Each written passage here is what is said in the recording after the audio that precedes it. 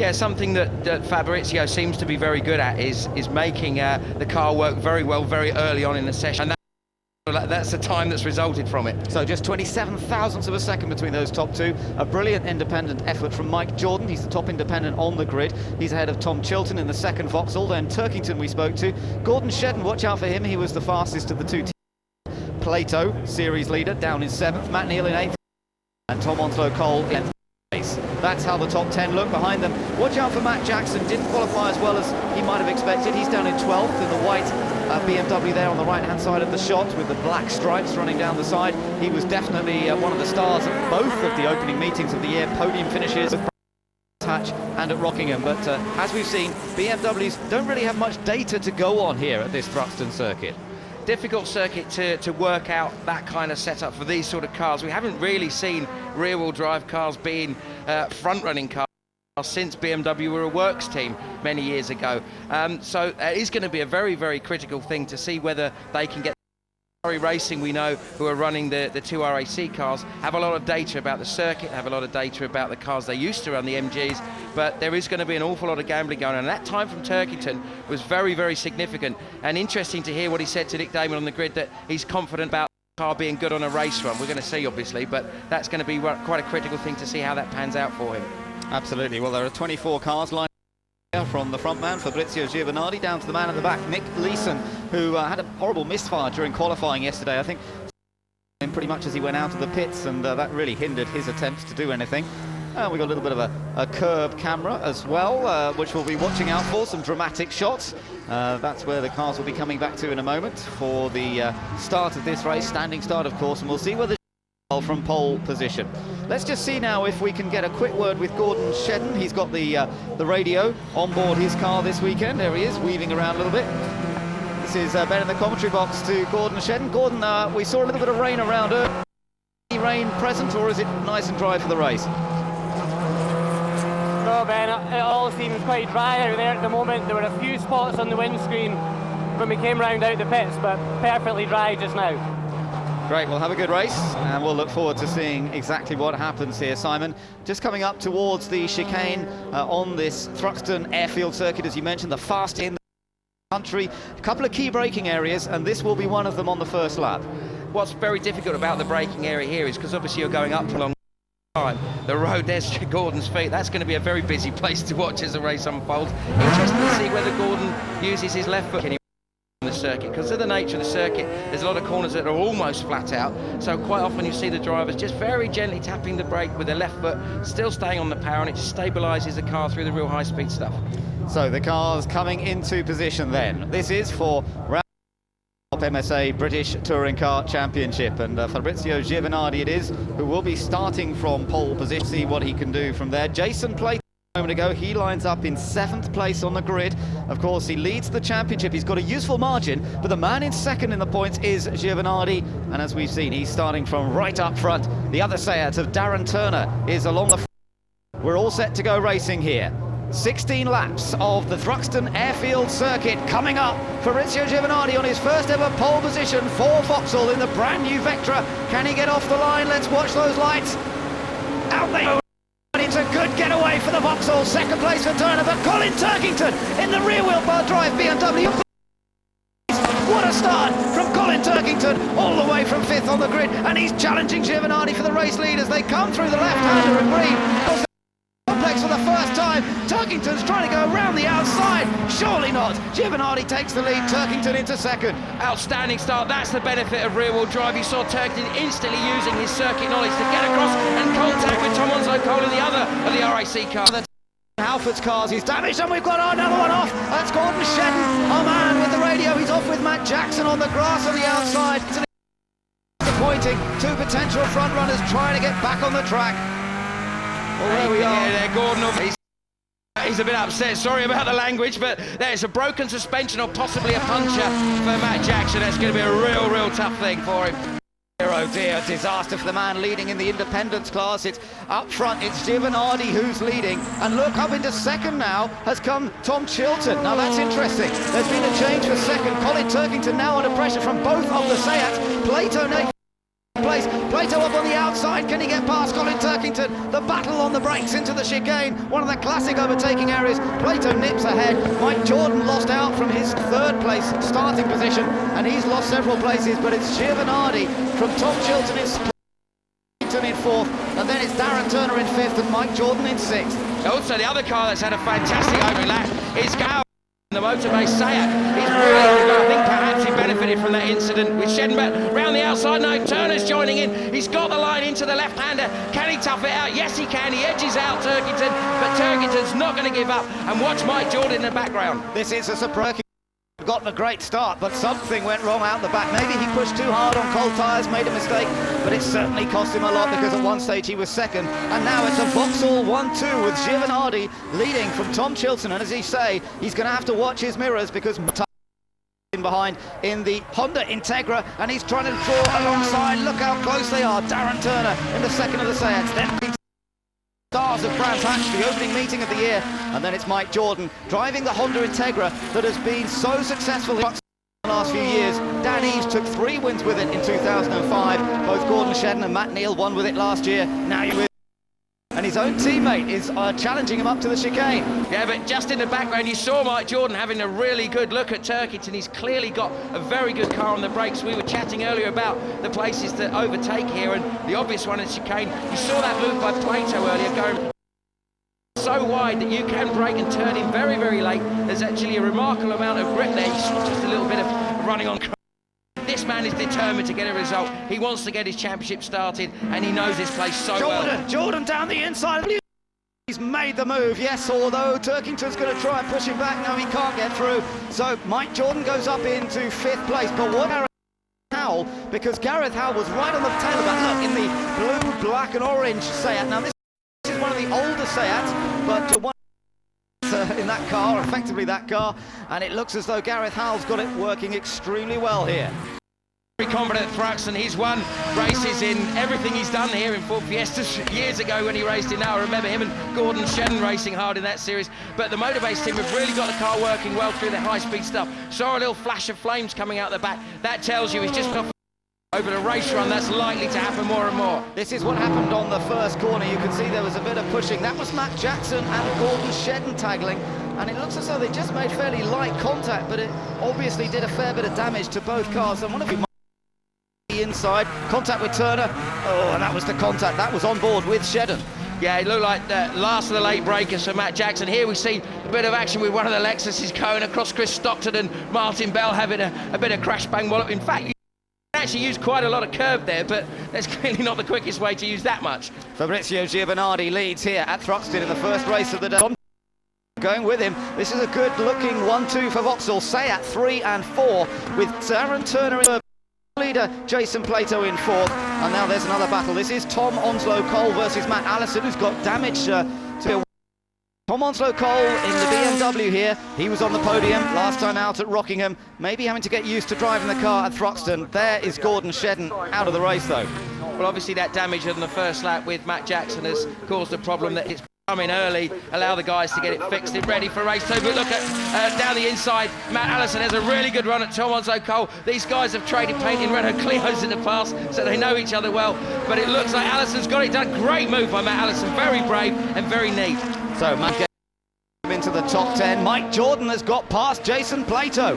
So Mike Jordan in the John Guest Pertec Eurotech has gained another position. It's put him into fourth position now.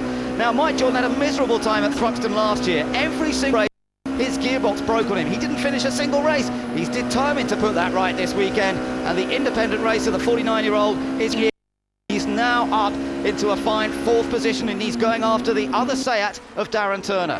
Well, we've always seen these Integras be said Dan Eves winning 3 races in a weekend, but also David Pinkney last year being one of the strongest independent runners and looking like a potential podium. So Mike's clearly got the car working well under him. Interesting that Plato seems to have lost pace early on. So you wonder if maybe the car's been set to come on later in the race in terms of maybe tyre pressures. Oh, Mike Jordan a little bit wide. A bit of momentum. This is going to give Jason Plato. You're riding with Plato. You've got a chance now of perhaps reclaiming the spot that Mike Jordan took a moment ago. Not quite close enough on the approach to Church Corner, and he flicks it into this corner, 130 miles an hour through there. It's an astonishing corner, and look how close Plato gets there. Mike Jordan definitely made a mistake at the previous bend. Yeah, and you can see it actually not just for one but two, potentially three corners, because they all run into each other so quickly, and the momentum is critical around here. Said they're travelling at very high speed.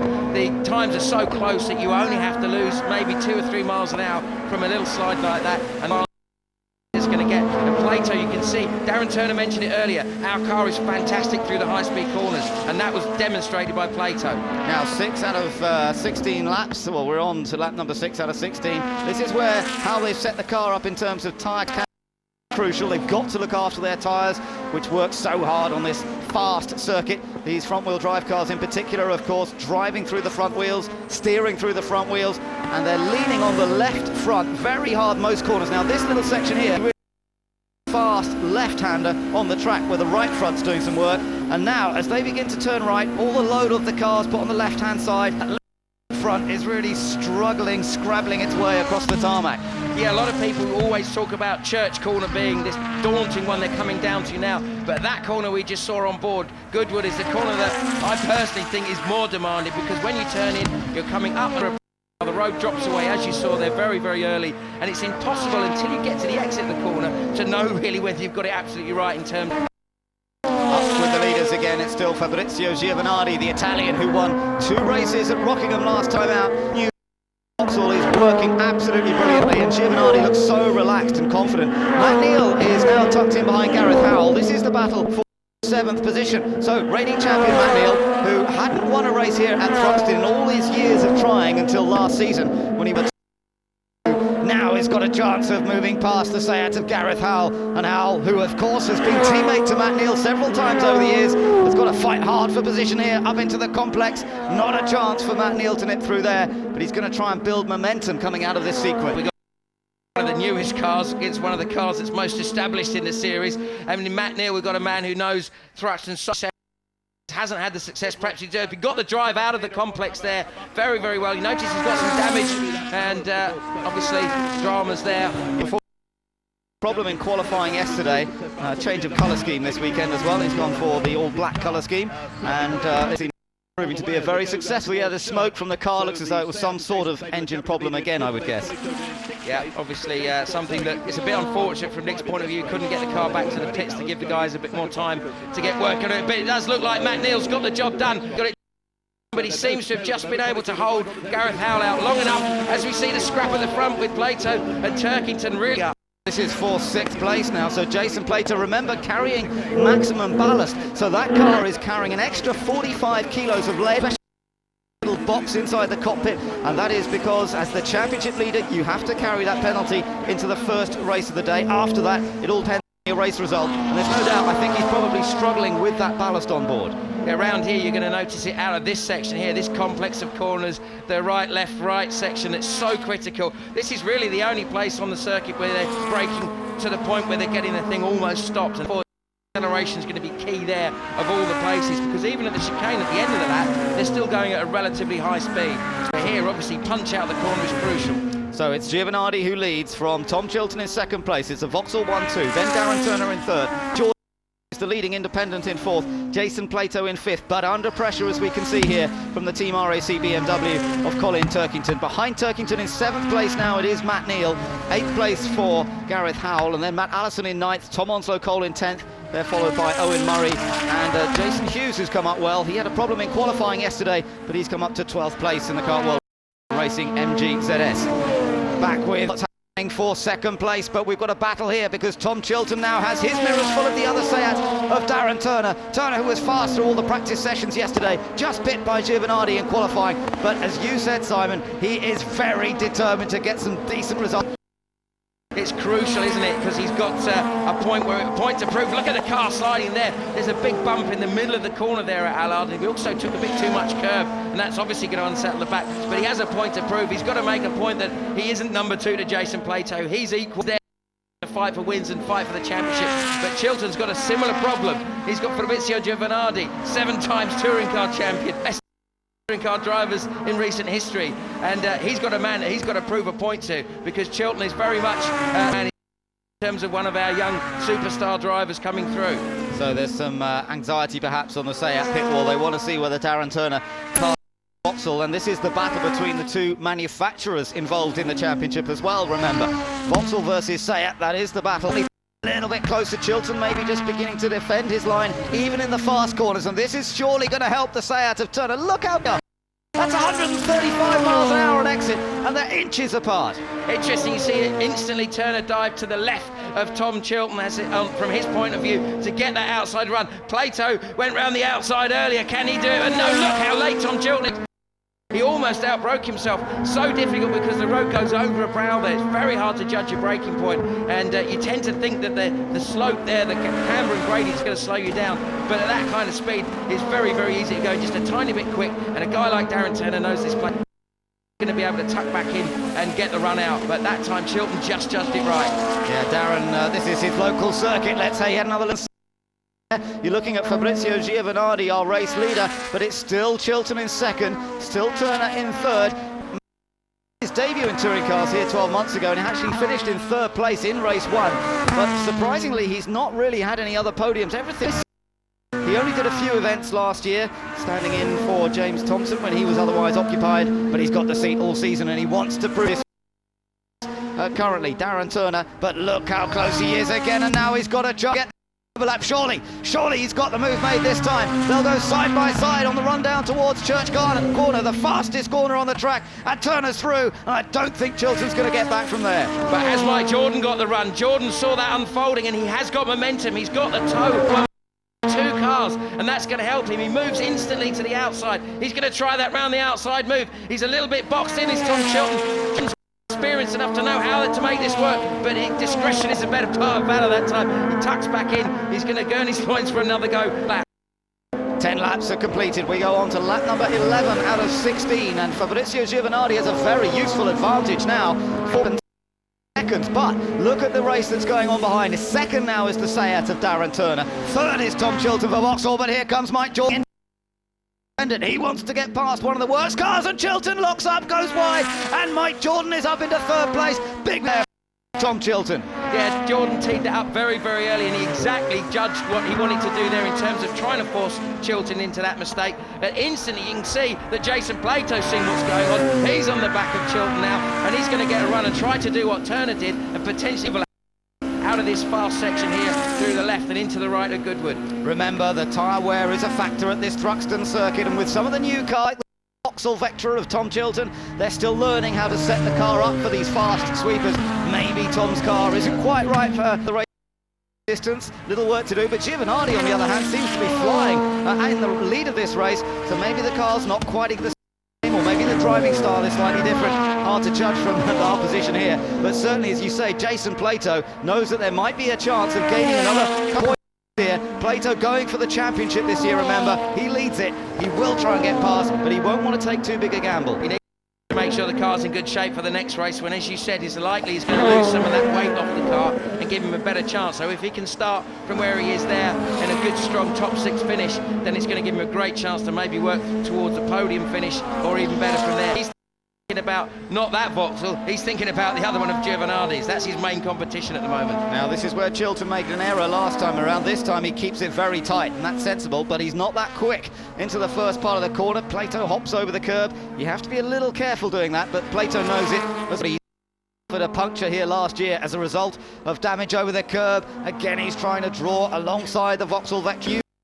Vauxhall this year, the VX Racing crew have put together a fantastic machine. They've tested it over the winter. Look at the view from on board Plato's car. The change from one way to the other, high speed stuff, and Plato's got a great exit here, and he's going to surely repeat the manoeuvre that Mike Jordan did, but Darren Turner did as well, and Plato makes the place. Oh, big slide from Chilton.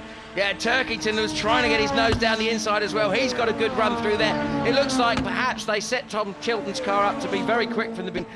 And as the race has unfolded, maybe we were talking about this different compound of tyres, maybe they've not quite gambled correctly on a setup. They've gone one way with Giovanardi, the other way with Chilton perhaps. This is the battle for second now, Simon. Look at this. Mike Jordan's got a chance of taking second. He's drawing alongside the Seat, and the independent here using the reverse grid system. This time he's showing massive pace. We know this Honda Integra has been fast here at Thruxton, but this is the proof. He's now taken second place from Darren Turner in the work Seat. And what a brilliant move that was, because he Turner perfectly. He set him up so that Turner went a little bit offline into the chicane and he got momentum, so he was completely along before they turned into Allard. If you go into Allard side by side, there's a good chance that you're going to have a big moment on the way out, but Jordan so quick, we know what he can do, really timed that perfectly. And in the background I think the scrap is getting very, very hot between Plato and Chilton.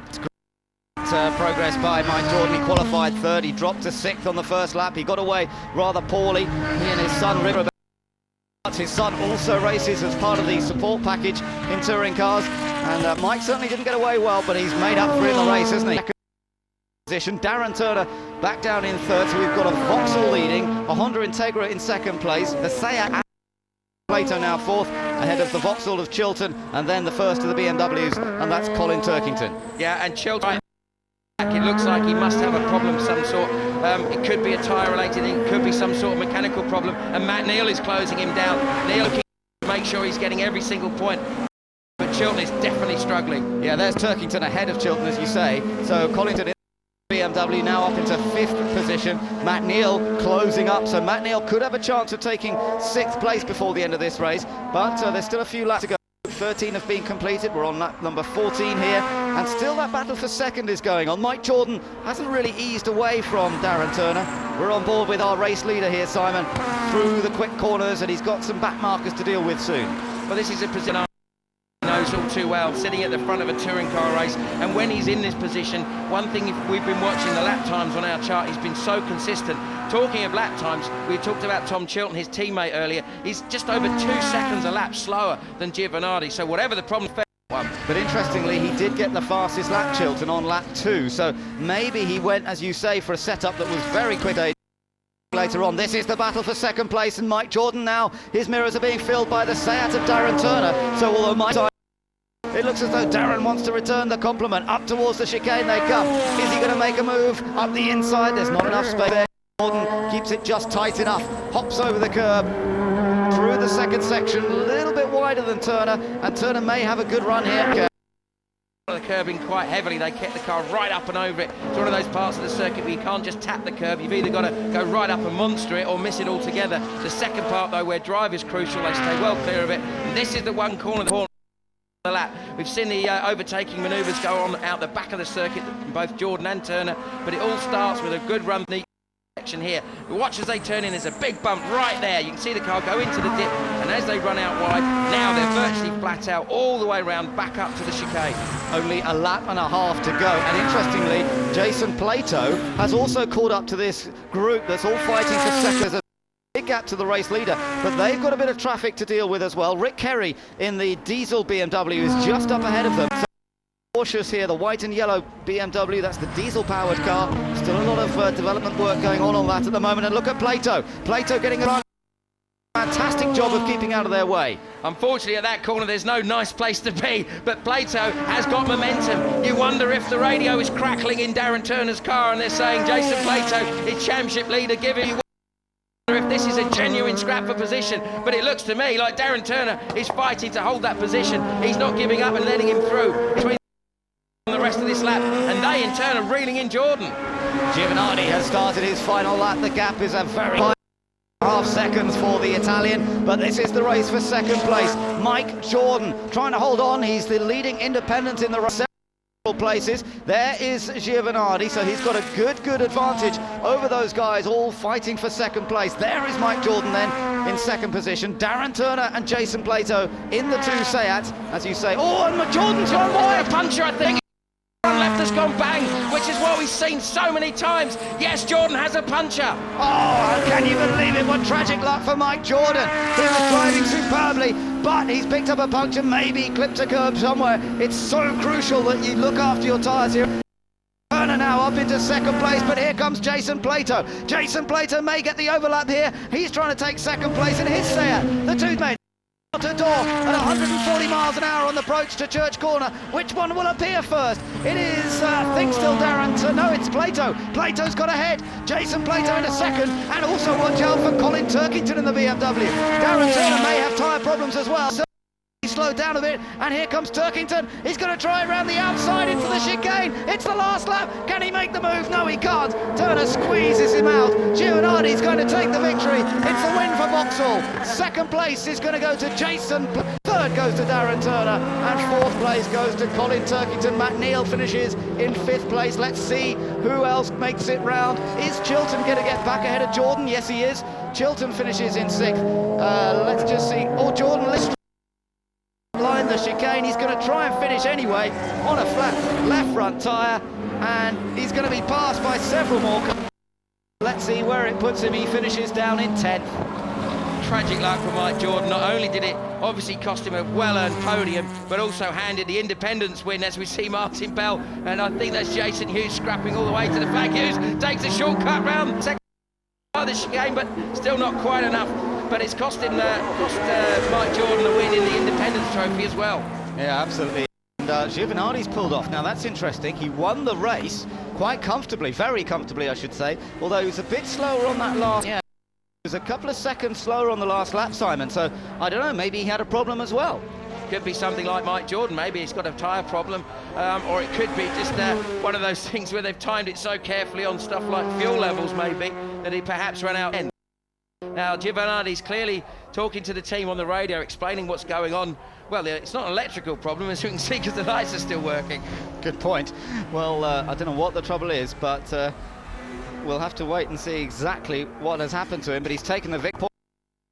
But interestingly, Jason Plato, his big rival in the championship, these two, of course, came in, Plato leading, Giovanardi second, and they've finished the other way round in this race. Giovanardi's won the race and Plato has finished in second. Mike Jordan has pulled off to the side of the road. That's just on the pit exit. Giovanardi the winner from Plato, then Turner and Turkington. Matt Neal finished fifth, Tom Chilton sixth, then Matt Allison in seventh. Murray and Mike Jordan, poor Mike Jordan there, completed the top 10. Let's get down to Diana. Thank you very much, Ben. Yeah, well, we're just waiting down here for the cars to arrive back in so we can talk to the guys and to that race. Join us in a few minutes after this break. Extra point for pole. The gap has come down to 13 between the two of them. Tom Chilton in third. Colin Turkington, who made such a brilliant start in the BMW but couldn't maintain that pace, he's in fifth place ahead of Matt Jackson. Up the leaderboard now because he's had a miserable time so far this season. He was eighth. He's climbed at least one place now, and sixth placed man Matt Jackson. Poor Mike Jordan, though, you got to feel for him. He was on for points for second place there, and that could have made a difference to him, but he's now. Right, let's get back down to Diana in the pit lane. Thank you very much, Ben. Yes, I'm with Darren. Darren, congratulations on that podium finish today, but it looked a difficult race for you. Yeah, I had, for me, a reasonable start and got away, dropped was to Colin, and then I had a bit of contact from I think with Tom, and then quite a bit with Mike Jordan as well, and then Jason had a bit of a jump for me. He let me through, and I had a bit of pace to catch up with Tom, and not really with. At the end, the car was just getting a bit slower and slower. I think a bit of damage with the suspension, and basically on this circuit, if everything's not pointing right, you end it was a real handful to keep on the track, but Jason did a good job early on and he let me pass when I had a quicker car, and trying to make him work for it at the end, but he sneaked in for second, so at least it's a good finish for Sale. Okay, thanks very much, Darren. And Jason's here as well. Jason, you sort of ploughed your way through and you had quite heavy ballast, didn't you? Yeah, we had the heaviest car on the grid with 445 kilos, but you know, it was always going to be a race for attrition. It's tough around here on the tyres, and I got made progress and got ahead of Darren, and then I thought, well, hold on, he's a bit quicker than me, he's got 445 kilos less, best let him go, see if he can make inroads into Giovanardi. And then, you know, I was just kind of sat there waiting for an opportunity, and then it started to slow up, and I think Jordan had a relief, and so did Fabrizio, I think, on the last lap, but I'm pleased with that, from 7th on the grid to second. It's a good result, and also we've got two SAEC cars on the podium, and that's good for Manufacturers and Teams Championship. Okay, well done, Jason. Thank you. Well done, mate. And if you stay down here with me, Fabrizio Giovanardi is here as well. Jason's just congratulating him on control right from the off. Yeah, it was. I just tried to push it really fast in the first 3 laps because I know Chilton is really fast in the circuit. So when I see he was in trouble with the tire, I say, okay, I'm safe. I was just getting some more gap between the drivers because you don't know what can happen. In fact, I had a problem with the engine the last 3 laps and I have to manage all my gap. It's okay, I won. That must have been a worrying few laps then. No, every time you are worried on because you don't know what can happen. So anyway, I won. This is the story. Okay, well done. Thank you very much. Link to the break. Let's just check he gets off the line well. Remember, he's starting from 2nd position. There he goes. He is okay. So they pull away and let's take a look at the grid lineup now. This is how they will be starting this race. It's Giovanardi and Jason Plato on the front row. The top 2 in the championship, although Plato has the advantage in the points.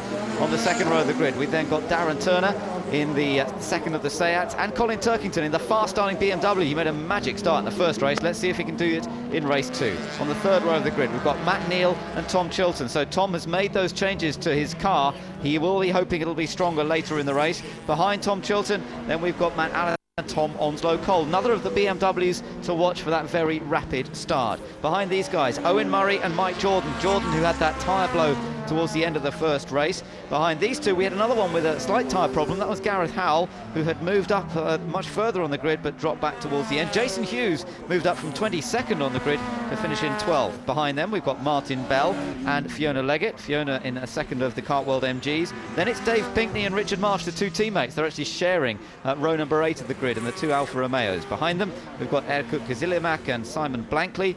And those two both pretty new into the championship. Behind them, Rick Kerry in the diesel-powered BMW and John George in another of the Honda Integras, although I think he might have a problem, maybe still in the pit lane. Chris Stockton and Nick Leeson are on row number 11 of the grid. Nick Leeson had an engine problem earlier on. And watch from the back because we've got Gordon Shedden and Matt Jackson, who had that coming together on the very opening lap here in the first race of the day. And they are both very, very fast. Absolutely no doubt that both of those cars will come through. Matt Jackson really has been the star of the first few races in terms of making a massive splash in his debut in the British Touring Car Championship this time round. We know he's obviously been involved in the production category in the past, but really shows just how well the Jackson Motorsport team have got to grips with the BMW, the car that Andy Priaulx took to the World Touring Car Championship. So clearly the equipment's good, and not just his car, but the Team RAC BMW have shown that they're going to be a force as the year unfolds. Well, let's see if we can have a quick word with Gordon Shedden now. He's having to start from the back. This is Ben in the commentary box to Gordon. Gordon, hopefully your car feels okay after losing a wheel in that first race. How does it feel at the moment? Yeah, you know, the guys at Team Dynamics did a great job in even getting me out on the grid. We're a long way back, but I fully intend to go forward. Great, well, we'll be keeping an eye on you, Gordon. Have a good one. And we'll see just how well both Gordon Shedden and Matt Jackson do from the back of the grid. A lot of work to do from back there. And of course, the grid is very strong these days, Simon. 24 cars out there. I mean, a few years ago, the back of the grid didn't mean you had to fight past that many, but it's a lot of cars.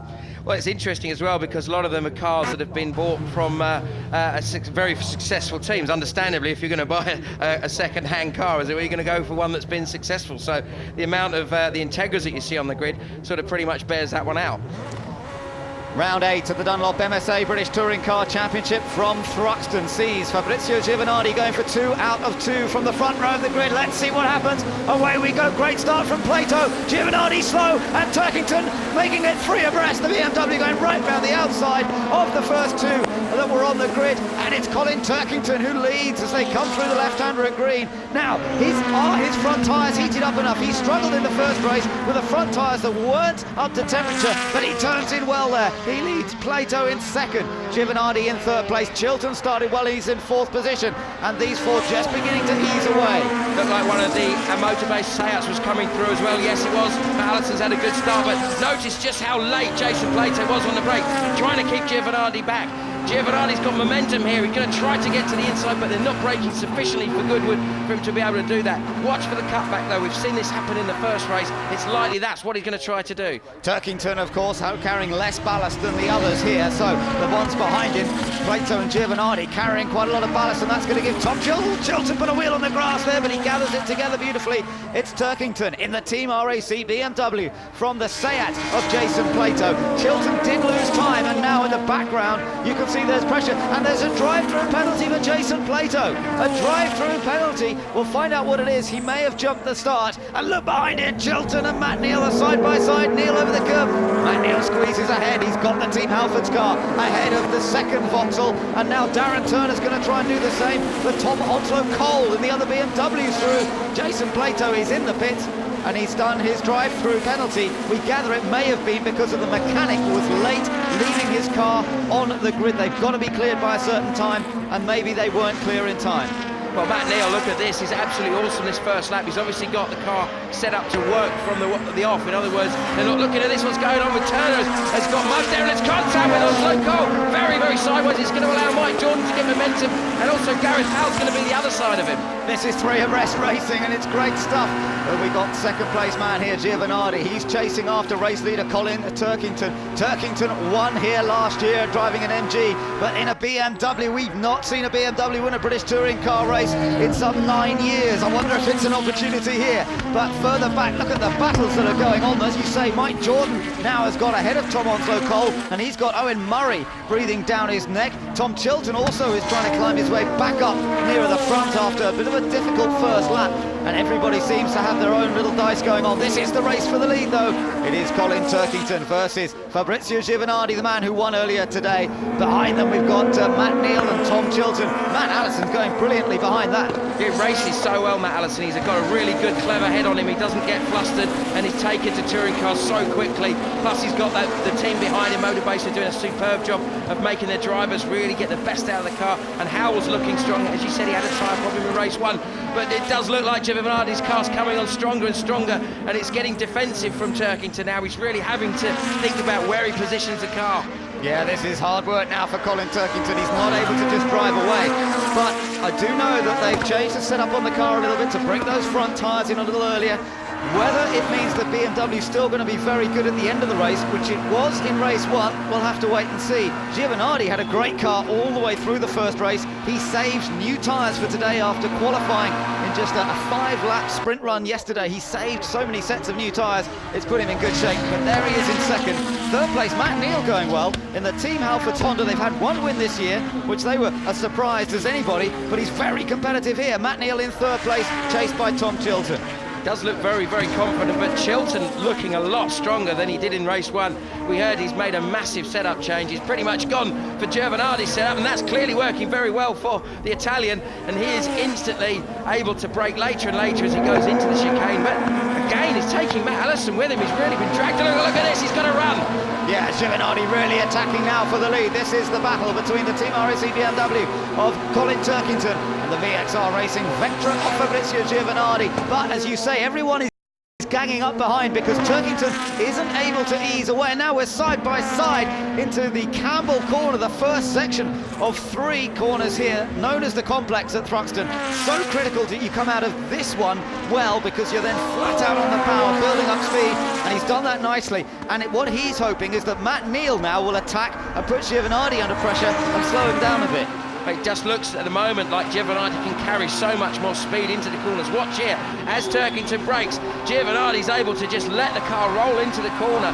One of the different characteristics is this slightly longer wheelbase. It seems to be balanced, and look how balanced as it comes out of the corner there, down towards Church. He's on the inside, and he's got a real chance of taking the lead here, Giovanardi. It looks as though the Italian's back in front. Turkington trying to slot back in second, but he's wide. Turkington's wide, he's on the gravel, he's on the dirt. He loses 3 places, 4 places in one fell swoop, and Giovanardi now leads, and it's the battle for second between Matt Neal in the orange car, and look at Matt Allison in the white and black car trying to join in. This is the best performance we've seen from Matt Allison so far, but he has been consistent, and now he's loving it. He's mixing it with the race leaders here, and it's still the 2 Vauxhalls, 1-2, but how close can it get between this whole lead group? This is just incredible, the way that the cars at the back are just staying with the pack. You see right at the back of that pack Mike Jordan, who should have been on the podium in race 1 but for that tyre failure. He looked after his tyres very well, but just had a little bit of damage somewhere. And also Gareth Howell. There we can see how quick Matt Allison is in the Motorbase Performance Seat, and it's likely that Howell's got a similar setup, and they're actually sandwiching the works car. Yeah, they're going very, very well, but Giovanardi now beginning to just eke out a slight advantage there. Look, back from the race leader to his teammate. Now, he'll be very happy that it's his teammate second, because he'll hope that his teammate will work to keep the others behind him. That's Matt Neal running in third place. Matt Allison, reigning British GTC champion. Very different class of racing he was doing last year, Allison, but he's also raced in the Clios, and he's been impressive in his first season of touring cars so far. Behind him, we've got Darren Turner. He's in the first of the Seat. Remember, Plato had a drive-through penalty, and he's now down in 16th position. There's Mike Nicholson of Vauxhall. What a day this could turn into for Vauxhall. You know, they have a tremendous record here at Thruxton. They really have won a lot of races over the years, but Matt Allison now in that Seat, coming under pressure from Darren Turner. Gareth Howell takes a shortcut. Yeah, he just couldn't get the car stopped. I wonder if somebody just edged him wide. It looked like he just had to roll off the brakes. Now, what's Howell going to do? Is he going to let Onslow Cole and Jordan back through? Because otherwise he's going to face a time penalty, or worse still, a drive-through. And that's going to totally ruin his chances, and could be significant for the last part when we look at the reverse grid. What is also interesting, how we've seen this big group suddenly get together. It's going to allow Jason Plato to have a much better chance of working his way through the pack and getting in amongst this lot. Yeah, Plato's season has been so strong up till now, but his big rival for points, Giovanardi, is now leading this race, and Plato is out of the points currently, so we'll see what happens. Let's just take a look back at what happened to Howell. He did get a bit of a squeeze, I think, from Onslow Cole as they came into the corner, and he had to take a bit of a shortcut through. Yeah, it looked like just a tiny bit of contact as they turned in. You can see it here. It looks like the BMW, actually the back of the car steps out, so it looks more like the BM actually was out, a little bit out of shape. Marsh, I think, is out there. Looks like there's damage which has blown the rad. Yeah, that's right, front end damage to that car. Owen Murray's out of the race. Let's hope that they didn't collect each other. They're not the same team, but they both run Alfa Romeos, and Richard Marsh has got Owen Murray's spare engine in his car today. Back with the race leaders, it's Giovanardi versus Chilton. A little bit of a lock-up, and you know, Chilton looks much stronger in this second race than he did in the first. Matt Neal still in third place. Allison, I think, still in fourth. There's a bit of a... No, Allison's off! Oh, Allison's off! That's such a shame! No, that's a fairly big hit. That's the chicane. So I wonder if there's been contact to cause that. We'll have a look at a replay in a moment. But such a shame for Matt Allison. He's been so strong. Here we go. So you've got the first two through, then Matt Neal comes through in third. Here comes... Oh, he's already backwards. And who has he tangled with? Darren Turner. Turner in the sail. Oh, my goodness me, that is a huge hit. Now, that's surely going to bring out a safety car. Well, that's, yes, both drivers are out of their cars. Darren Turner jumping up onto the tyre barrier. Look at the front, but the bonnet on his car just folded up because of the contact with Matt Allison. But Matt is also out of his car, so that's great news. But we have a safety car here at Thruxton as Giovanardi and Chilton lead a Vauxhall 1-2. They will be picked up by the safety car in a moment, and then, of course, they'll all have to back off. Behind them, we've got Matt Neal running in a very strong third place. This is a big boost in performance for Team Halford, particularly here at Thruxton on this fast track. They're going to race past the incident, of course, before they get to the line and are picked up by the safety car. Yeah, it's always ironic that they're actually going past where the problem is before the safety car rules come into effect. But it is going to squeeze everything up. Ironically, that accident to Matt Allison and Darren Turner is going to help their respective teammates. Gareth Howell now is on the back of a potential podium, and it's going to mean Jason Plato now up to 12th place as the cars squash up. He's got a couple of slightly slower cars around him, but also Shedden and Jackson have made their way into the top 10. That's right. Safety car driven by Scott Stringfellow has picked them up on the exit of Allard and up towards the complex. So Giovanardi now has a chance, all of them have a chance to ease the pressure on the tyres, ease the strain, if you like, on those tyres that have been working so hard around this track where they're up to 150 miles an hour up towards the chicane. They're cornering at 130 miles an hour. But that is a section, they were braking from their highest speed here, Simon. Yeah, I mean, just once you get on the grass, obviously nothing's going to slow you down. And Matt Allison was very, very early, so I'd love to see the onboard or exactly. Oh, goodness me, that is such a hard hit. As to why they went off so early, it clearly looked to me like they were obviously one was trying to go around the outside of the other, and hence the contact came in. Now, I would be very surprised if they're going to be able to get those cars straight for the final race. It's going to be tough, isn't it? That was a heavy impact with the tyre barrier for both cars, effectively. So tough for both Darren Turner and Matt Allison. We're having a very good race, and Allison in particular, his best potential result in touring cars so far, and he was showing that he could race with the top boys and keep it clean, but something has obviously gone wrong. Absolutely no idea how it started, of course. This is something else. This was Richard Marsh's incident. Right, he collected Martin Bell. He just sort of locked up and clouted the side of Bell's car. That would explain the huge damage on the front of Marsh's car, at least. But yeah, that was a little bit hopeful. He came from far too far back by the looks of things there.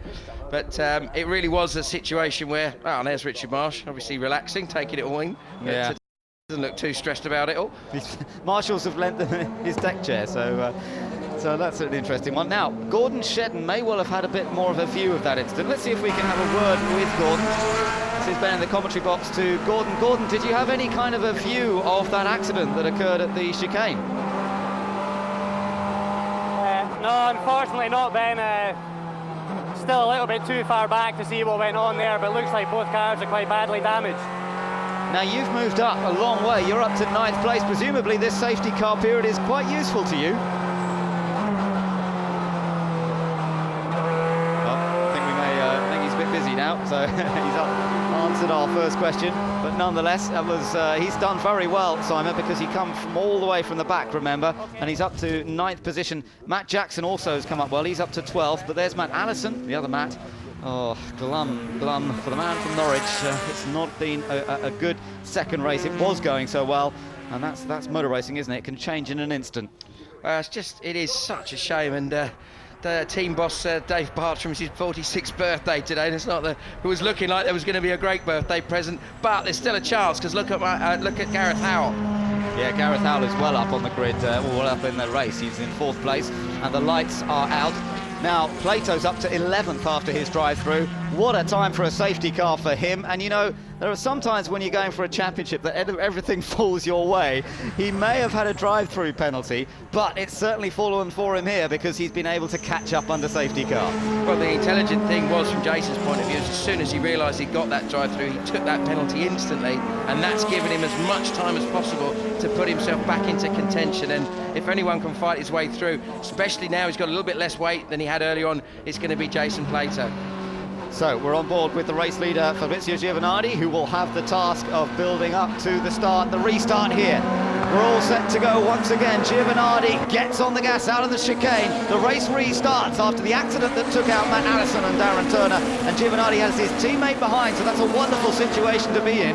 Tom Chilton follows through in 2nd. Matt Neal is in 3rd. Gareth Howell got a bit slidey there, put a wheel on the grass coming through Allard. He's running in 4th place, but could be under pressure from Colin Turkington. Mike Jordan in behind him, and then Tom Onslow Cole in the 2nd of the BMWs. It is pretty clean at the moment, I have to say, through that section. And Jason Hughes in the MG was putting a bit of pressure on Onslow Cole. He's at the back of that queue. Yeah, in fact, I think Shedden might have just nipped past Hughes in the second part of this complex there. So a good move from Shedden. He's clearly got his head down. Look at the pace of Matt Neal in the other Team Halford's car. So assuming that they've got a similar setup, clearly the guys have got the car fixed okay. So it's going to watch to see whether Shedden's going to get stronger as the race unfolds. But again, it's Giovanardi who's managing to ease away. Look at this side-by-side perhaps here.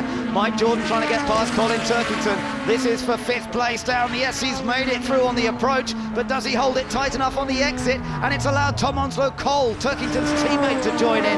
Mike Jordan takes 5th, Turkington's back to 6th, Onslow Cole in 7th, and then, as you say, Gordon Shedden. But look, it's Plato behind that as well. Jason Plato has gained a couple of places on this lap since the restart occurred. Plato's got ahead of Hughes, and now we can Jason getting in the points. And remember, the reverse grid for race 3 could be as many as 10 cars. So if he can get into the top 10 here, Plato, he can have every chance of being on the front row for race 3.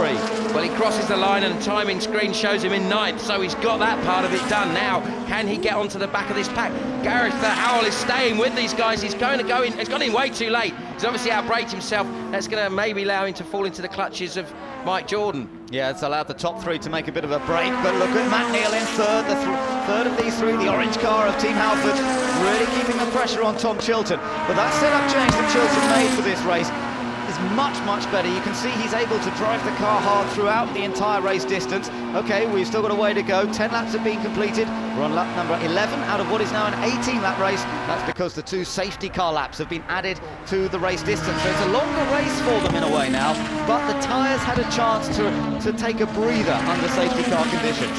Yeah, it sort of evens out, doesn't it, as you said, Ben, because although they've got more laps, they've had that little bit of a breather period in the middle. Plato looking very strong. He's on the back of Tom Onslow Cole immediately. Watch the momentum. He's got past Shedden. So wonder if now Plato's going to work his way through, and we can see him even as high as the top 6 on this sort of pace. Onslow Cole in his first season of British Touring Cars, remember, he's been pretty impressive as the teenager, but he's got the pressure on now from the series leader and former champion Jason Plato right behind him in the Seat. A car which has been beautifully developed over the last few years, and it well could be the class of the field. A lot of other new cars involved this year's championship, and there's still some development work to be done on those. But Plato hasn't got it all his own way because Gordon Shedden's still right behind him. Look at this for second place, and it's still Tom Chilton from Matt Neal, the reigning champion Matt Neal, applying the pressure to the back of Tom Chilton's car. But there's none of that sliding around that we saw from Chilton earlier. Definitely the new setup, or the setup that Giovanardi had from race 1 is clearly working for Tom. But interesting with Matt Neal's car, it seems to be able to pick the power up so much earlier than Chilton. He seems to have better traction, especially where it matters most, out of the complex. Yeah, it does look very, very good at that section, but through these fast corners, the Vectra, slightly longer wheelbase, perhaps slightly more forgiving car to drive than the Honda.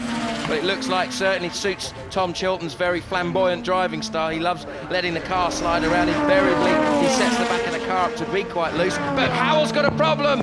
Another problem for Gareth Howell. It looks like he slowed down for, could be for puncture, could be for a mechanical, but terrible, terrible luck for Motorbase. Yeah, so that's brought Mike Jordan now up into 4th, and it will bring Colin Turkington into 5th, and then this group for 6th. So now Plato's in 7th place because of 1 or 2 people having problems, and he's attacking from that position, tucked in behind Tom Onslow Cole. Let's watch him through the right-hander here, just after the pit exit. We're sweeping through, very fast right-hander, now up towards the left-hander at green, and then into the sequence of corners known as the complex. Great viewing. You can see all the people up on the banking there. It's a fantastic place to watch racing. Plato not quite able to get alongside there. So important to go in really, really neatly into that first part, because if you go in a tiny bit too hot, you're going to lose momentum. Now, this is where the traction of the BMW really shows coming out of that complex. We talked about traction from Matt Neal's car, very different type of configuration, but with the BMWs, we know that's their strong point, but this is where he seems to reel them back in again. This is where that balance, in that high-speed balance that Darren Turner talked about earlier, really seems to come into its own. So watch Jason Plato, lights ablaze with Gordon Shedden right behind him as well. These two are flying. Shedden came from the back of the grid. Plato's come through from a drive-through penalty which dropped him to the very back as well. So they've both driven very well. The question is, have they strained their tyres too much? I think that safety car period will have helped them from that point of view as well. It did give them a chance to relax the tyres and let them, as we say, breathe again. Behind these two, it's still Jason Hughes in 10th place, Dave Pinkney 11th, Simon Blankley going well as well, with Erkut Kazilimak just behind them, and then Fiona Leggett, she's in 13th position, but there's nothing to choose between these guys. 13 laps have been completed. We're on lap 14 out of 18, and still Matt Neal is shadowing every move that Tom Chilton makes. You couldn't get much closer without rubbing bodywork, but so far Chilton has been very, very solid. He doesn't look like the pressure's bothering, but remember, there's a bit of recent history between these two. Again, you can see how Neal closes on the way out of the complex. This is where, as you said, Ben, the Vectra seems stronger through the real sweepers here, because once you get into this momentum, the back of the car seems to be able to take that sort of pace. It doesn't seem to move around. But Neal is really thinking now, where am I quicker? Where can I find momentum?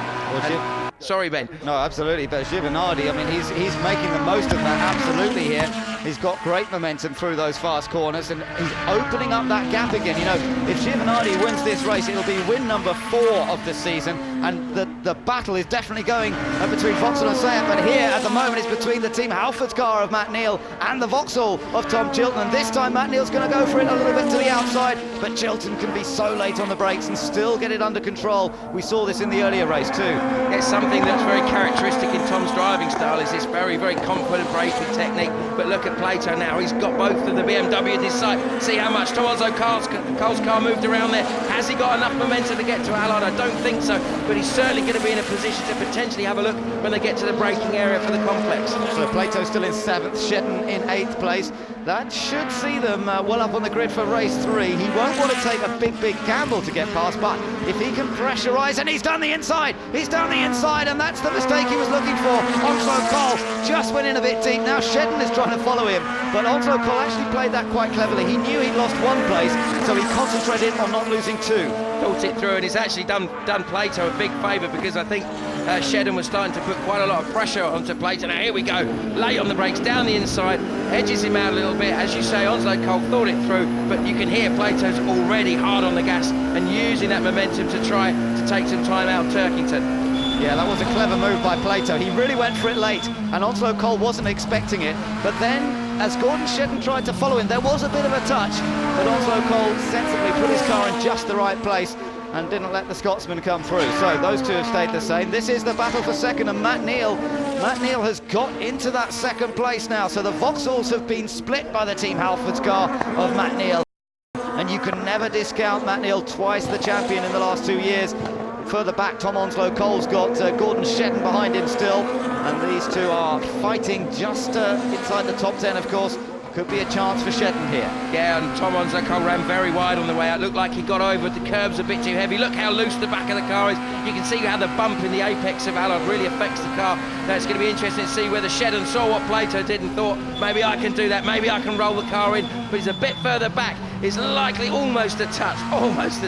He's thinking about where can I get a bit of a run through here, but again, this is one of the stronger parts for the BMW, but it does look like Plato is edging ever closer to Turkington.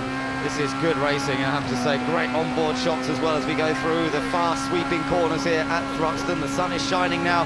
It's a beautiful circuit in the sunshine, and it's a hard track for the drivers. They really have to embrace the corners and really screw up their courage to take these corners at their best effect. So quick through these 2 right-handers, but it's still Giovanardi who leads by 1.1 seconds over now Matt Neal in 2nd place. Mike Jordan in a bit of a lonely 4th place, but there is our race leader, and he's got a good advantage. Well, this is the stage where we're really going to see whether Giovanardi's had to work the car too hard or whether Matt Neal is the man with the pace. 1.178 was the gap last time as they crossed the line and as they charged down towards the next lap. Let's see what the gap has changed to. 1.048, so Neal is quicker. A little bit faster, but bear in mind there are only 2 laps to go now, less than 2 laps to go as they cross the line. Plato still pushing to try and get past Colin Turkington again. Look at the back end of Turkington's car sliding around, the rear-wheel drive BMW just sliding around a bit more. And the team, of course, have never run the car here at Thruxton. It is so unique. They're still learning every time the car goes out there how to change it. There's no testing allowed, remember, very little testing at the start of the season as well. So all the teams are learning as they go through each and every race. But so far, beautifully driven there by Turkington. He's living with what we call oversteer, the back end of the car moving around more than the front, but he's driving it well, keeping it smooth and not losing the place.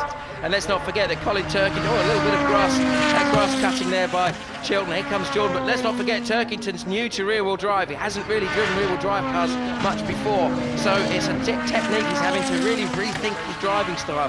But one thing we know about Colin Turkington is he's very, very natural, flamboyant car control, and if anyone can, he's going to be able to deal with it better than most. Well, he's got a lap and a bit to hold on for that position if he can. It is for 5th place. Giovanardi still leading the race. Let's just see what happened here a moment ago. This was when Matt Neal got 2nd place. He managed to get past Tom Chilton. It was a great run through Church. He was forced to the outside, so then it was going to be a question of who could break later into the chicane. Now, we know that Chilton's usually pretty late, but somehow Matt Neal found a way through. but it looked like that move started at the previous corner, Goodwood. It looked like he probably got a better run out of Goodwood, because by the time they'd come out of Church, the last fast right-hander up the hill, he was already on the back of Tom Chilton's car. And look how close now is Matt Neal to Fabrizio Giovanardi as we start this final lap. Yeah, this is certainly good progress for Team Halford. He's managed to close right up to the Vauxhall ahead, and on that last lap, Matt Neal some 0.4 of a second faster than Giovanardi. But Giovanardi is not going to give up this win easily. He's looking for his 4th win of the season, 2 victories at Rockingham, the first win of the day here at Thruxton already. He wants to add to that tally because Jason Plato is down in 6th, and this is a real opportunity for the Vauxhall driver to close up on Jason Plato in the points, and this is something he's going to grasp with both hands, I'm sure. Good fast for Matt Neal though. He was very quick through Church Corner. I'm not sure it's going to be quite enough for him to attack on the run to the chicane. He's closing, but Giovanardi's got the line up here. He's not really under too much pressure. Little bit of a lock-up under braking. Matt Neal closes right in, but I don't think there's time, because they'll see the checkered flag as they come through this time. It's the 2nd win of the day for Fabrizio Giovanardi. 2nd place goes to Matt Neal. I think 3rd is going to go to Tom Chilton. Chilton coming across the line to make it a 1st and 3rd for Vauxhall. 4th for Mike Jordan, 5th for Colin Turkington, and then Jason Plato is going to come home in 6th. 7th place for Onslow Cole, 8th for Shedden, 9th for Hughes, and 10th for Dave Pinkney.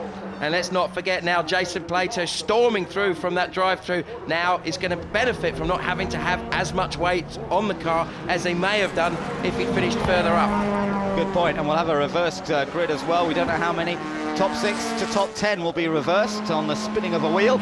And that was, there is Fabrizio Giovanardi celebrating his victory, 2 out of 2. You know, Vauxhall do have a tremendous record. Between 2001 and 2004, they won something like 10 of 11 races. Ivan Muller was always the star for Vauxhall here, and now it seems to be another continental driver who has adopted Thruxton, if you like, as his favourite track. It used to be Muller, now it's Fabrizio Giovanardi. Well, talent shines through, doesn't it? As Mike Nicholson said earlier, a bit of a learning year for Fabrizio last year in a very tricky car. This car is much quicker, much earlier on. So Giovanardi wins the 2nd race of the day. He's just followed home by Matt Neal, very close between them. Chilton in 3rd. Mike Jordan an excellent 4th, having started 10th. Turkington 5th. Jason Plato 6th, despite a drive-through penalty. Onslow Cole 7th. Shedden 8th from the back of the grid. Jason Hughes finished 9th, and Dave Pinkney was 10th. So perhaps he'll have a better result than his team did. Well, let's hope so. He won't want to be well and truly thumped going into the complex. I know he's aware that being up front with some of the heavy hitters behind, there is every chance that that might occur. But he's got Jason Hughes to worry about on the front row, and Jason's always a good racer. And, you know, the MGZS won race 3 here last year in the hands of Colin Turkington. So you never know. Jason could move in front and maybe stay there for a little while, but you certainly would think that someone like Gordon Shedden, Onslow Cole behind, and then, of course, Jason Plato, who starts in 5th position on the grid for this one, they've got to have a chance of coming through. Also going to be very interesting to see what kind of situation the Vauxhalls of Chilton and Giovanardi are in, because we've seen them really been the pace setters for the whole weekend, really, but they haven't had to scrap their way through from so far back. They've always been there or thereabouts at the front. So amongst the carnage that can be the middle part of the British Touring Car Championship, we should be interested to see how the guys cope with that. Yeah, absolutely. And Jason Plato starting in 5th place rather. He started 6th on the grid at Rockingham in race 3 and came through to take the win. So he's no stranger to picking his way through on the first lap of this reverse grid race, staying out of trouble and then coming through to take maximum points. And remember, only 1 point separating himself from Fabrizio Giovanardi. Pinkney's gone off quite fast on this formation lap, which has opened up a little bit of a gap, there's no doubt. And we'll just have to see if he's going to be able to hold them out there. And of course, if he comes around too quickly, then it means that everyone's going to be sitting. Now, there's a problem for Fiona Leggett by the looks of things, and that's a problem because she's not going to be able to take her position on the grid. So that really is a pity. Poor Fiona, who's actually been having quite a good weekend so far. It's not going to happen for her, and she's not going to make the start of this race.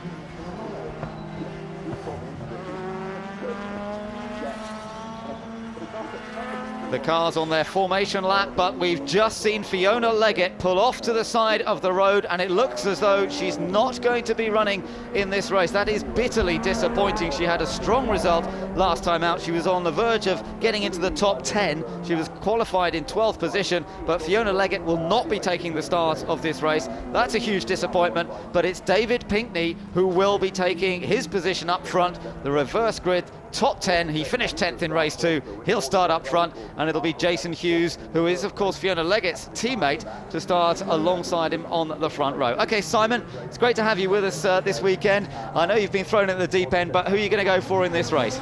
I've got a funny feeling Gordon Shedden might come through to do it. He's looked very, very strong, had a really unfortunate race one, getting caught up in a collision, but he seems very confident, and that little Civic seems to be really working well now. Okay, well, we'll see if Gordon Shedden is the man. He'll be starting from inside the second row of the grid. Dave Pinkney in the Alfa Romeo starts on pole position, and the MG of Jason Hughes alongside him on the front row of the grid. But remember, Jason Plato in the yellow and silver Seat is not far back, and he wants to extend that 1-point championship lead over Fabrizio Giovanardi. Giovanardi starts down in 10th place, but he's already won 2 races here today. How can Vauxhall force their way through to the front? We're about to find out in the 3rd race of the day here at Thruxton. The lights go out and Pinkney tries to get off the line. Jason Hughes goes with him. Again, it's a good start for the BMW, this time of Onslow Cole. Tom Onslow Cole moving into 3rd place, nips ahead of Shedden there, and the race lead battle is on between Dave Pinkney and Jason Hughes as they come up towards the complex. Now, this is where it can easily go wrong. We saw dramas in race 1 here. Jason Hughes trying to go around the outside of Dave Pinkney. He's almost on the grass. He is on the grass, and he bounces across the grass. There's contact behind. Jason Plato made contact with the back of Colin Turkington. Turkington's coming on to 2nd place. Plato side by side with Tom Onslow Cole, and Pinkney is running away. But also look at the Vauxhalls already, because everyone's backed each other up. They've already come through to get on the back of Matt Neal and of Gordon Shedden, and it's really looking like there's a good chance the Vauxhalls could make 1, 2, maybe 3 places up just on this first lap. Look at David Pinkney's lead. He's loving every moment of this. Colin Turkington is 2nd, Plato in 3rd, Tom Onslow Cole in 4th, and then it's Gordon Shedden. Didn't get away very well. He's in 5th position, and it's Tom Chilton who's the first of the 2 Vauxhalls. Pinkney must be looking in his mirror and thinking, where is everybody? They're miles behind on this opening lap, but they will find their way, I'm sure, to close up that gap. Turkington versus the Seat of Plato, and then you've got Gordon Shedden in the mix here as well as they come up towards the chicane, and Tom Chilton showing good pace with that Vauxhall. Plato having to defend busily from Colin Turkington. Now we're going to see whether that car of Jason Plato comes on early, or whether it's going to be like the first 2 races where it gradually got quicker and quicker, but he's having to get a little bit defensive, and Turkington looks a lot stronger at this stage in the race than he did in race 2. But Jason Plato once again on the opening lap of the reverse grid race has really shown his effectiveness, his canniness if you like. He's up to 2nd, Turkington back down to 3rd, and then it's Gordon Shedden in 4th place. You're on board with Shedden at the moment. Tom Chilton behind these 2 guys in the Vauxhall, and it's very close behind Chilton as well, because then it's Tom Onslow Cole, Mike Jordan's in there, and Fabrizio Giovanardi as somebody kicks up the dust in the background. Yeah, not a good place to end up with 2 wheels on the grass there. Very high speed. Turkington car moving around. We saw this last time. The back of the car steps out quite a lot as they turn into the corner. That corner there at Goodwood costs you a lot of time, and look what's happened. It stepped out to the point where Shedden's got down the inside. Yes, Gordon Shedden now going to gain a place from Colin Turkington. This is to take Shedden back up into 3rd position. He didn't get off the line particularly well, but now Gordon Shedden into 3rd, and look behind, 3 abreast, nearly 4, nearly 5 cars, all going for the same bit of road. Giovanardi almost on the grass there. I think he was briefly, and he's trying to get up the inside. Where are they going to go? They're coming into the chicane. There's no space. Surely they're not going to make it. Mike Jordan in the middle of that as well. He slides alongside Giovanardi. Oh, that's great, clean racing. How did they get through there? Well, you'd have put your house on one of those cars being turned around, wouldn't you? But that was absolutely outstanding. And Giovanardi showed his class there. This is a man who's won 7 touring car championships, and that shows you why. Mike Jordan has moved up into 5th place. Onslow Cole up to 4th position. These guys all fighting for position further back. Matt Neal's in there. Oh, somebody locks up on the brakes. Giovanardi's got ahead of that group. Somebody shot off at a complete tangent to the corner. I don't know where they're going. The other side of Andover, I think. But they've come back on. It was Matt Allison. Well done to his team, by the way, for getting that car rebuilt after the crash in race 2. And again, some people are running a little bit too wide. And Erkut Kaziliamak in the middle, there's Richard Marsh too. Wherever you look, you just think they're not going to last, surely, the race distance. It's still David Pinkney leading, from Jason Plato in second, Gordon Shedden in third, Onslow Cole in fourth, and then Mike Jordan in fifth, with race winner from earlier on, Fabrizio Giovanardi, in a threatening looking sixth. And Chilton's looking strong, but look at Darren Turner. He's come from the back of the grid. He got caught up in the accident with Matt Allison early on, and they've done a great job to get that car out as well. And he's looking like there's a good chance he's got the same sort of pace that Jason Plato is showing, who's closing down the leader every lap. Now Mike Jordan has caught up with Tom Onslow Cole. This is for fourth position. Onslow Cole, the 19-year-old in the Team RAC BMW, clips the curves, but that's okay. And right behind Jordan, watch out for the fast Vauxhall of Fabrizio Giovanardi. Now, he's won 2 races already here at Thruxton. Only once before has somebody won all 3 races in the day, and that was at Thruxton. But into the pits comes Turkington. It's a puncture apparently for Colin Turkington. I think Simon Blankley's also in, but the major drama, it's the rear left, as you can see, for Colin Turkington. Well, it's obviously working harder now. He hasn't got his foot on the brake. That's gone around the poor mechanic, got his hand out of the way just in time. But look there, you can see his teammate Onslow Cole putting big pressure on Jordan, who's got through. And we know how good this Integra is round here. It's been quick in the hands of Mike Jordan. He really should have been on the podium in race 1 if it weren't for a puncture. And last year, this car was awesome in the Dynamics hands. It was, and he made quite a few changes to the setup of the car after suffering that puncture earlier on today. So he's hopeful that it'll last the distance this time. And having got ahead of Tom Onslow Cole here, Mike Jordan in 4th place, definitely easing away. 130 miles an hour through here. Look how the cars are sliding and weaving all the way out to the curb. I mean, they really have their hearts in their mouths every lap through that corner. Jordan has pulled away from Onslow Cole. Here comes Fabrizio Giovanardi. And also further back, Darren Turner is trying to make a move on Matt Neal. So look here, Giovanardi's got past Onslow Cole. That's another place gained by the Vauxhall. And the Vauxhall's still looking dangerous here, up into 5th position, as Pinkney has been caught at last. The man who started on pole, Dave Pinkney, in the ATEC Racing Alfa Romeo. He's got Jason Plato behind him. And I'm sure Dave, he was saying earlier, look, as Plato does what we know he will do, dives to the inside, he backs out of it at the last minute though, because Pinkney was always going to turn in. He's such an experienced guy as Dave Pinkney. He knows how to win races, and last year at Thruxton he was absolutely awesome, nearly getting on the podium, so he loves this place. Yeah, he came from 15th to finish 4th at Thruxton in race 2 last year. That was an absolutely wonderful effort from him. But behind him now he's got Jason Plato, the points leader in the series, and then right behind him is Gordon Shedden. Let's not forget that the first of the Team Halford's cars in this race, driven by the Scotsman, he's right there with them. So you've got all 3 cars tied together, only on lap 5 out of 16 so far. Yeah, on board with Shedden, he was 0.4 of a second quicker. Look how much speed he carries into the first part of the very fast church corner. 0.4 of a second doesn't sound a lot, but around here it's absolutely massive. Plato's got to run. Is he going to be going around the outside? Pinkney says this engine's great in this Alfa. Well, we're going to find out now, aren't we? On the brakes they are into the chicane. Plato decided not to try around the outside. He's playing the cautious game a little bit. Pinkney was a little out of shape through the second part. This is going to give Plato another opportunity perhaps to draw alongside, but no, the strong engine in that Alfa Romeo. Remember these Alfas that Dave Pinkney's brought in for this year, brand new versions, the 2007 versions of the Alfa 156, which has been so successful in World Touring cars, and now Plato's going to try and go around the outside of him through Campbell. That should give him the inside line into the left-hander. He's taken the lead. Plato is in front, and now Gordon Shedden's going to try and follow. Absolutely all 3 together as they come out of the final section, but Gordon Shedden hasn't been able to get through. This could give Jason Plato a chance to make a break. He's got to use these laps to get away, because Shedden's clearly got as much, if not more pace. But behind there, Mike Jordan is gradually reeling them in. He seems to be working the car very well at this early stage in racing. Look, momentum is taking Shedden out and possibly alongside Pinkney as they come down towards Church Corner. Is this engine strong? Well, it certainly is from that evidence. Well, Mike Jordan's right behind them as well. Little dab on the brake. Oh, the Alfa Romeo gets a bit sideways. Look at the back of that car floating. And Pinkney controls it beautifully. But Gordon Shedden has got a good chance here. But look at right behind him. There is Mike Jordan. Now, Mike Jordan in the white and blue car. That's one of the cars that Shedden drove himself last year here to victory at Thruxton. And is being challenged by him as they come into the chicane. He has to settle back in. But Mike Jordan doing a fantastic job at the moment. Dave Pinkney, of course, is leading independents in this race currently. He's in second position and hasn't dropped much to Plato on that lap. So Pinkney's pace looking pretty strong, but Shedden right behind, and then Mike Jordan perhaps looking the most threatening of these cars. Then it's Giovanardi behind them in 5th place. Here comes Shedden. He's going to have a little look into the complex, little nudge, and he's through. And in fact, Pinkney on the grass, that allows Jordan through as well. And I think Giovanardi's going to get through as well. He's certainly got momentum, and if he doesn't, he's going to be right on the back of Pinkney. So that's very significant from Jason Plato's point of view. He wants to see Giovanardi stay as far back as possible.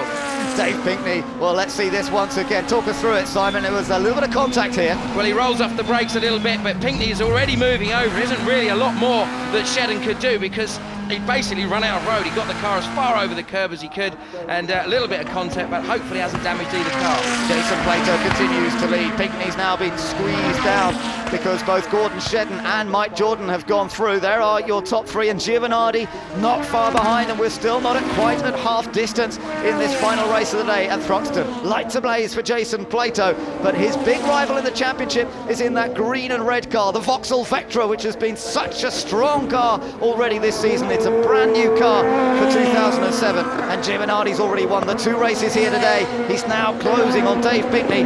These two had a bit of a coming together, I remember, last year when they were in different cars, so Giovanardi might be a little cautious coming up behind Dave Pinkney to try and take position. And Pinkney said that he thought the tyres might go off after about 5 laps, and certainly by the amount that the car's moving around, that looks to be the case. And ironically, Fabrizio Giovanardi had most of his success at the wheel of an Alfa Romeo. Well, there he is, he's through. Giovanardi takes the place, so that brings Giovanardi up into 4th place now. So who's going to bet against 3 victories here today? Let's see what happened to Tom Onslow-Cole. We're riding with Onslow-Cole. Coming up to the chicane, you've got Turner there as well. Does he get... Oh, he loses it under braking. Yeah, just looked like he lost the back end of the car, just took a bit too much speed in. He sounds like he may have stalled the car as well, but let's see, did he get any help, or was it all of his own doing? Let's just take a look again. I think he might have got a little tap from Matt Neal. Difficult to tell, wasn't it? Because they came into view and the car's sliding, but it was very close between them. Typical touring car action. There are the top 3. It's Plato, who's not opened up much of a gap over Shedden on the last lap, and Mike Jordan, top independent now, and really flying. He qualified 3rd for the first race, then he had that puncture when he looked all set to finish in 2nd position, and now he looks like a very threatening 3rd. But then it's Giovanardi in the Vauxhall in 4th place. He's managed to ease away just a little bit from Pinkney, and Pinkney himself is going to come under pressure from the 2nd yellow and silver Seat of Darren Turner. So Pinkney, who I think has driven superbly in the opening laps here, is gradually, presumably, going to drop back a little more in the second half of the race. So everyone's settled down. Remember, the tyre wear will become a factor as we go into this second part of the race. Plato is definitely trying to look after the tyres despite leading. I think when you look at the lap times, it's about 0.4 of a second quicker that Gordon Shedden is than Jason Plato at this stage. That bears it out. He's trying to be neat and tidy. He's not throwing the car around. I'm sure there's more pace in that car if Plato really work the car harder. But as the race goes on, as we get into the last 3 or 4 laps, it could be so significant. That's what he's been so good at all weekend. Yeah, Fabrizio Giovanardi is the one to watch as well. There he is, because if he can get a clear run, he'll close up to them. Look at this, Pinkney now being passed by Darren Turner. Matt Neal's in there as well. Matt Neal's going to try and follow through as they come down towards Goodwood Corner. There's not a lot Pinkney can do there. And in fact, Gareth Howell is in that group as well. Gareth, who picked up a fine earlier on and some points on his licence for the incident that involved Darren Turner and Matt Allison as well. He's going to be trying to keep his nose clean as he makes progress, but he's up to 8th position already, and that's into the points. He'll try and score a few more. He's past Pinkney now, so that's another position gained as he comes up through the chicane. Tom Chilton seems to be struggling. I don't know whether there was contact. He was running well earlier on, but he seems to have dropped back down the order. He might have been hit when we had about 5 cars all trying to come into the chicane together. Still Plato that leads, and this is the view from on board second place man Shedden. Now what we're going to watch here is look at the speed that Gordon Shedden can take into the first part of the really fast corners. From this section here, the cars are carrying so much speed. They're going to go across to the right-hand side, through the awesomely quick left-hander at Noble. Watch how much the car moves around of Jason Plato's car. Watch the back of the car. It's just bouncing. Now this is where potentially Gordon Shedden makes time. Look, you can see he's carrying a bit more speed into the first part, and this little Civic has such amazing amount of rear-end grip through the extremely high-speed stuff here.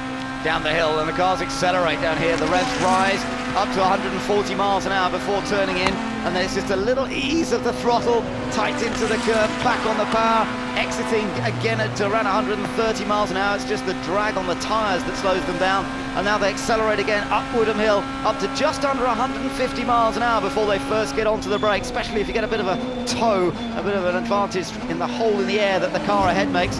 Very neat and tidy from Plato though, and Shedden not really managing to make up any ground there, and actually Shedden's got to watch out because Jordan is still on his rear bumper. Well, again, Jordan's just working the car so that it stays consistent. He was in race 1 driving in such an impeccable way just to look after those tyres. It's a different compounded Dunlop tyre that they use here at Thruxton to allow for the bumps, the high speed and the abrasiveness of the circuit. So the teams have had to gamble a little bit on which sort of tyre pressures they run, but you can see now they're all going to be falling over each other very soon. And Fabrizio Giovanardi is sitting there in 4th place, probably rubbing his hands together, hoping these guys are going to get together at some point. Yeah, but Giovanardi, he was less than that. He was a little slower than them on that last lap, so Giovanardi's not showing that same pace. Remember, he is carrying lots of ballast, and that is going to be hurting Giovanardi. He's got up to 4th place, but I'm not sure, carrying the full ballast, that he's actually going to go much further than that. I think they'd be pretty happy, actually, with the 45 kilos and starting in 10th place. If they could settle for 4th, they would be quite happy. We'll have to watch out for Darren Turner, who's not too far behind in 5th place. I think the battle for victory is definitely going to be between these 3 cars, though. And Jason Plato, who has won at every meeting so far, he won at Brands Hatch, he won at Rockingham, and he's going to try and make it all 3 opening meetings of the season that he takes the victory. And Shedden again there having to defend a little bit more from the veteran, wily Mike Jordan, who, if he's got half a chance, he will nip through, even though he's had a lot of help from the Team Halfords guys over the last couple of years, because he's got one of their former cars. If there's a chance to move up, he will do. Now, let's see what's going on for Jason Hughes. He started on the front row, but he's somewhat further down the order now. He's down in 12th position. He's got Erkut just behind him, and John George, who had that engine change, he's tucked in behind him. And another man who's had an awesome first few laps has been Matt Allison, coming through from the very back after that heavy damage in race 2. And a great job by Team Motorbase Performance to get that car working well. John George having a nice strong run as well after missing out on race 2 after engine drama. So good to see that John's having a bit of a better run, a bit better luck this time. Yeah, that's right. The privateer from Cornwall, he was on the front row himself with that reverse grid last time out at Rockingham, but it all went wrong for him on the first lap down into the hairpin. Nonetheless, he's having good fun, and he's actually having a bit of a dice here with the Turkish driver Erkut. Further up, there's Matt Allison and Jason Hughes. They're racing for the final point. That's for 10th position. So it's still pretty crucial. All these guys are still pushing for something. Further back is Tom Onslow-Cole in the Team RAC BMW. So he obviously dropped down the order early on, hasn't been able to claim back that lost ground. Let's just take a look back. This was Matt Allison, running wide out of Goodwood Corner. You don't want to be doing that. It's so fast. And it was pretty bunched up behind him too, wasn't it? Yeah, and Erkut losing out a little bit of time there, losing momentum. Jason Hughes did a very nice, neat job into Church Corner, and that's how you saw John George get on the back of that. Now, this is where I think Plato's tactics of being gentle with the car could potentially start to work for his advantage. If he can just keep a nice, neat run together for the last few laps. Jordan seems to be dropping away. He's carrying a little bit of lead in the car as well, 18 kilos, so that may be affecting things in terms of tyre wear as the race moves on. So we've only got 2.5 laps remaining in this race. We're on lap 13 out of 16. We're looking back from the race leader, Jason Plato in the Seat. He's looking back to Gordon Shedden, who's now eased away from Mike Jordan. I would think that Mike Jordan might have just felt a little bit of nervousness about tyre wear, and he's going to be very careful. He's got a potential podium finish on here, as he had earlier in the day, and he tried to be careful then, but it still didn't quite hold up. So he's going to be cautious, and Shedden might now have been released, if you like. He doesn't have to worry about his mirrors, and it would mean so much to him to be able to find a way past Jason Plato in the remaining lap. So it's not all done and dusted here at Thruxton, that's for sure. Plato's going to have his hands full. Shedden is one of the most aggressive, hard, clean racers out there, and Jason Plato, when we come across the line to complete lap number 13, go on to lap number 14 out of 16, and he has certainly not got this thing wrapped up yet. But he's been in this position before, hasn't he, Ben? He's been there, but not with Gordon Shedden sitting behind him, with Ivan Muller sitting behind him in the past at Thruxton. Pressure all the way to the flag, so if anybody can cope and soak up the pressure, it's going to be Jason Plato. He's got such a lot of experience, and he's got a real championship winning head on at the moment. He's really thinking about every little aspect of what he's got to do. Yeah, he has certainly got his focus on the championship. There's no doubt he seems to be making far fewer rash manoeuvres this season. He's still aggressive and pushing hard when he needs to, but he's also protecting his positions also and thinking all the way through a race. You have to do that. Every little imponderable has to be considered, and Plato has opened that gap up a little bit more again over Gordon Shedden just over this last lap. The gap 0.4 of a second when they crossed the line last time, but I reckon actually it's opened up a bit around that back section. It did look like the first part of the lap was particularly strong for Jason. This part here is where the Civic is a little bit stronger, but interestingly now the lap times where Shedden was slightly quicker for about 3 laps on the trot, only by maybe a tenth, now they've actually equalled out. They're exactly the same. This could be a really significant lap in terms of giving us an idea of whether Plato's got enough to be able to hold on to the win. But remember, at any time here, if you use the curbs too much, you can cut the tyres, and then suddenly you're out of the race. We've seen it already in this race. Colin Turkington had a puncture. That was quite early in the race. So anything can happen here at Thruxton right onto the last lap. Remember what happened to Mike Jordan in that earlier race today. He has dropped back a bit in third. Let's see what happened between Tom Onslow, Cole and Erkut. This was in the battle for 12th place. I think he managed to nip past. Erkut just made a little mistake. Yeah, and Tom, a lot better drive out of the corner, as you'd expect with the rear-wheel drive BMW. Look, Erkut's gone very defensive very early. There's not a lot he can do in terms of getting the power down neatly, and Tom Onslow-Cole has just read that very, very cleanly, and you always knew he's going to get better drive out of the last part of the complex. Still looking good for Jason Plato. He's on lap 15 out of 16. As he comes around this time, it'll need to go on to his final lap, and his last lap a 121.1, a 121.2 for Gordon Shedden, a 122.5 for Mike Jordan. He's definitely eased the pace a bit. Look behind Giovanardi. Now Giovanardi's carrying all that ballast, and suddenly Turner and Neal have caught up to the back of the Vauxhall. We've got a real race going on now for 4th position, and in terms of the manufacturers, Seat really would love to get their car ahead of the Vauxhall of Fabrizio Giovanardi. Giovanardi's had a great day so far, but Darren Turner's going to try and spoil the party here, heading up towards the chicane. Is he going to try the outside? There's not really enough space, locking up a bit. Giovanardi weaves around under braking, controls it beautifully and turns in tidily.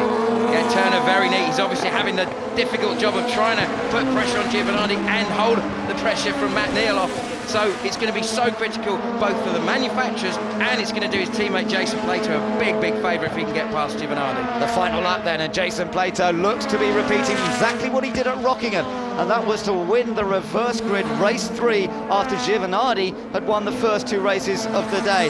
But with all of this, Giovanardi has definitely closed up the gap in the points. Plato desperately needs to hold on to this lead and not make a mistake through the final section of this race, through these fast sweeping corners.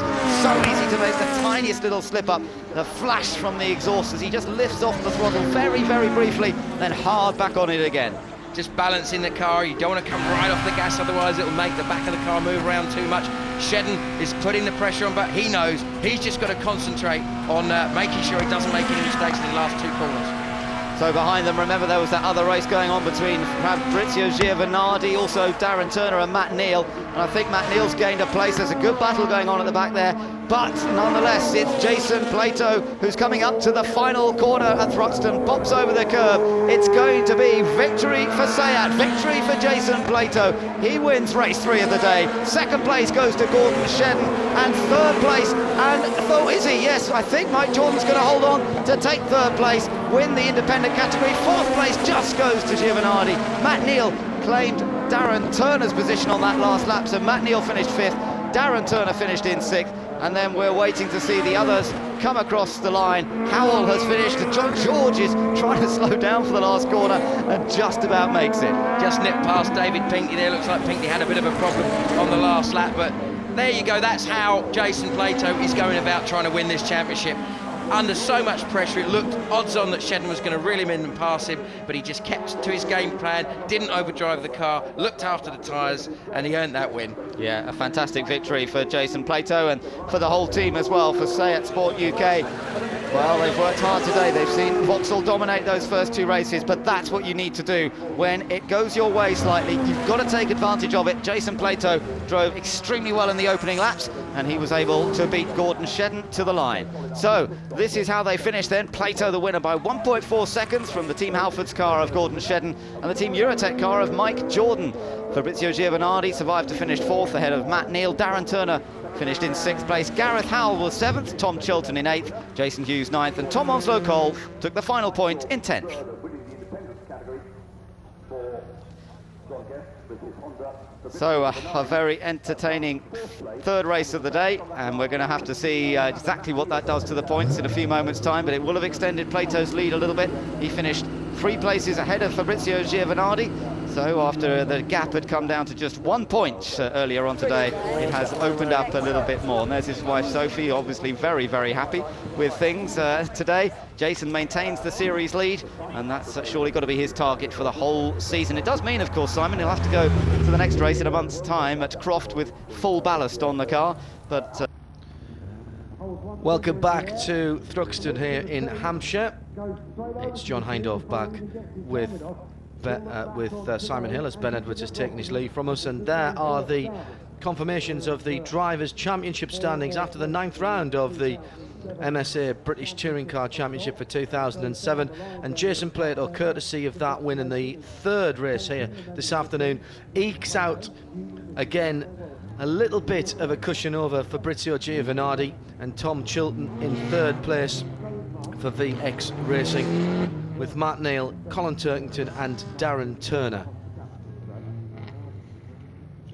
So head down into the pit lane where we've got Darren Turner waiting to speak to us. Thanks, John. Yes, I'm with Darren. Darren, they managed to get the car ready and you managed to take part in that race. Yeah, the guys did an absolutely wonderful job getting the car back together. You know, when I was in the wall, and the initial reaction is, oh, the car's really badly damaged. And even when I got out and had a quick look while still at the corner, it's like there's a lot of damage here, and I'll be really surprised if they get this repaired in time. But they've done such a great job getting it together, so it's like a big thank you to the team, because it was without them we wouldn't have got some more points. 6th place, had 5th until the last lap. Matt got a run on me down to church, but other than that, I was really pleased with the way the race went, and just glad the car stayed together. So it's amazing, really, because it did look like a big impact and, as you say, a lot of damage there. But was it handling quite well during the race? It wasn't so bad. I mean, I'll be going back and speaking to the engineer and saying, well, it wasn't perfect, because keeping him on his toes. But to be fair, I'm just glad it was all pointing in the right direction, and you know, I managed to get around for the 16 laps or so. But it was pretty competitive as well. All right, well done, Darren. Thanks very much. Matt Allison is down here as well. Matt, how was your race? Tough, actually. I mean, the boys did a superb job to get the car out, even for the race. You know, as you saw after the second race, it was pretty badly damaged. Handling-wise, wasn't actually too bad, but I had a problem with the brakes. You know, we had to put new pads and discs on, and obviously they're not bedded. You know, there was a lot of air in the brakes. You know, we didn't have time to bleed them because it was a last-minute job before we even got out on the track. So, you know, a lot of the time I was going flat out to the floor, and I just wasn't slowing down. So, you know, we only brake twice here, but you don't want to not have brakes when you get around here. So it was tough, but you know, we got some points for the Independence Championship. You know, and as I said before, the boys did a fantastic job to even be out there. So I'm happy-ish.